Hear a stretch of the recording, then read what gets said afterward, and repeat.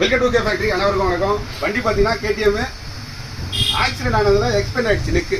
வண்டி பார்த்தீங்கன்னா திருத்தலைப்பூண்டி நம்ம வேளாங்கண்ணி பக்கத்துலேருந்து கஸ்டமர் கேட்டதுக்கு ஃப்ரேமே மாற்றுதுன்னு சொல்லியிருக்காங்க கம்பெனியில். ஸோ இது மாதிரி பண்ண முடியுமான்னு கேட்டார். எதுவுமே பண்ண முடியாது, ஒன்றும் இல்லைம்மா எடுத்துருவாமா பண்ணிக்கலாம்னு சொல்லியாச்சு. எடுத்துகிட்டு வந்துருக்காங்க. இதில் பார்த்தீங்கன்னா 2 mm எக்ஸ்பெண்ட் ஆகிட்டு. ஆக்சுவலாக இதோட ஐடி பார்த்தீங்கன்னா 48 தான் வரும். இதில் 50 mm இருக்குது. ஸோ இந்த 2 mm எப்படி க்ளோஸ் பண்ண போகிறது உங்களுக்கே தெரியும், நிறைய பார்த்துருப்பீங்க. இருந்தாலும் இது சொல்கிறதுக்கு காரணம், இந்த ஃப்ரேம் மாற்றினா 28,000 ரூபா வருது. அந்த 28,000 சேவ் பண்ணுறதுக்கு இது ஒரு பெரிய ப்ராசஸ் இல்லை, சின்ன ப்ராசஸ்.